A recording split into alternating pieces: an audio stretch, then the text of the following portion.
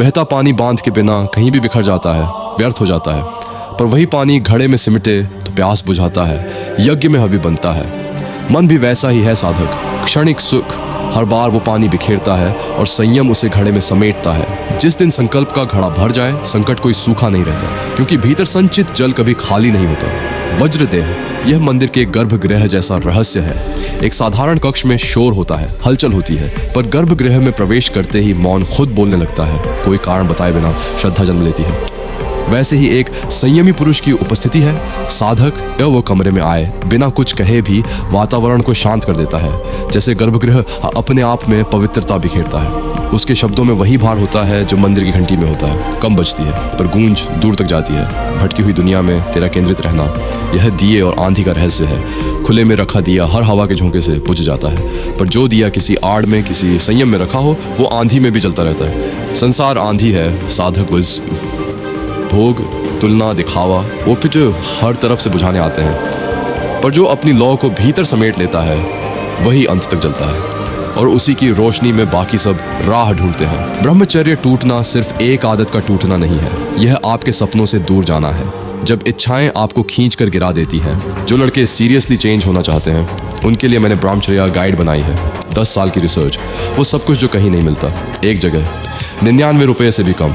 जो लेगा दिख, उसे पता चलेगा फर्क। जो नहीं लेगा वो इसी तरह वीडियोस देखता रहेगा और बदलेगा नहीं। चॉइस तेरी है, लिंक डिस्क्रिप्शन में है। लिंक तो आपकी ऊर्जा लीक होने लगती है, ध्यान बिखर जाता है और भीतर का आत्मविश्वास धीरे धीरे खत्म होने लगता है। सोचिए, जो लक्ष्य, जो भविष्य, जो सम्मान आप बनाना चाहते हैं, उसी पर सबसे पहला आघात तब लगता है जब आप अपनी इच्छाओं को खुद पर हावी होने देते हैं। इसीलिए ब्रह्मचर्य को ढाल की तरह पकड़ कर रखें। यह वही शक्ति है जो आपको साधारण भीड़ से उठाकर एक अनुशासित, तेज और अडिग इंसान बनाती है। जो व्यक्ति ब्रह्मचर्य का पालन करता है, उसकी आभा अपने आप शांत, निर्मल और शक्तिशाली बनने लगती है। उसके अंदर एक चुंबकीय ऊर्जा पैदा होती है जो बिना किसी प्रयास के लोगों को उसकी ओर खींचती है। बच्चे, जानवर, बूढ़े, युवा, सब उसकी उपस्थिति में सहज, सुरक्षित और जुड़ा हुआ महसूस करते हैं। ये कोई दिखावा नहीं, ये वह अदृश्य शक्ति है जो केवल उन्हीं के पास होती है जिन्होंने अपने भीतर की इच्छाओं को परास्त किया है। ऐसे व्यक्ति के पास जाना एक अनुभव होता है, एक शांति, एक गर्माहट, एक विश्वास। ब्रह्मचर्य का एक अनकहा नियम यह भी है कि आपकी ऊर्जा सिर्फ शरीर से नहीं, बोलचाल से भी नष्ट होती है। बेकार बातें, गपशप, तेज या कटु शब्द, ये सारी चीज़ें आपकी जीवनी शक्ति को धीरे धीरे कमज़ोर करती हैं। जो व्यक्ति कम बोलता है, सोच समझकर बोलता है और शांत रहता है, उसकी ऊर्जा भीतर सुरक्षित रहती है, उसकी आभा मजबूत रहती है और उसका ध्यान विचलित नहीं होता। शब्द बचाओ, ऊर्जा बढ़ाओ, यही ब्रह्मचर्य का सूक्ष्म लेकिन सबसे शक्तिशाली पहलू है। भाई, अगर ये बातें आपके दिल में थोड़ी भी शांति, थोड़ी भी आग या थोड़ा भी जागरण लेकर आई हैं, तो जान लो, आपका छोटा सा दान मेरे लिए सिर्फ पैसा। भाई, माफ करना, शायद मुझे यह मैसेज नहीं भेजना चाहिए था। बहुत दिनों तक खुद को रोकता रहा। हर बार लगा कि किसी तरह यह समय भी निकल जाएगा। हर किसी से यही कहा कि मैं ठीक हूँ, लेकिन सच यह है कि मैं ठीक नहीं हूँ।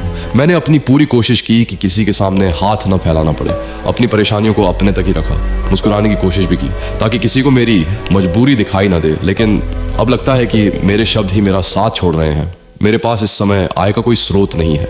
आर्थिक स्थिति इतनी कठिन हो चुकी है कि कई बार समझ नहीं आता अगला कदम क्या होगा।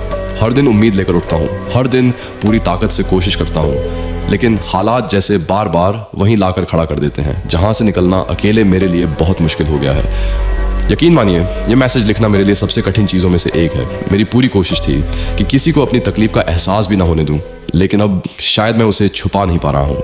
आप मुझे जानते हैं, इसलिए आपसे झूठ नहीं बोलूँगा। मुझे सच में मदद की ज़रूरत है। अगर आप अपनी क्षमता के अनुसार थोड़ा सा भी सहयोग कर सकें, तो शायद यह मेरे लिए सिर्फ आर्थिक मदद नहीं होगी, बल्कि इस कठिन समय में आगे बढ़ते रहने की एक नई हिम्मत भी होगी। और अगर मदद करना संभव न हो, तो भी कृपया मेरे लिए प्रार्थना कीजिए कि मैं इस कठिन दौर से निकल सकूं। दिल से धन्यवाद। भाई, 1 रुपये का छोटा सा सहयोग भी मेरे लिए बहुत मायने रखता है। आपकी हर छोटी मदद मेरे लिए एक उम्मीद है कि शायद मैं अभी भी इस लड़ाई में अकेला नहीं हूँ।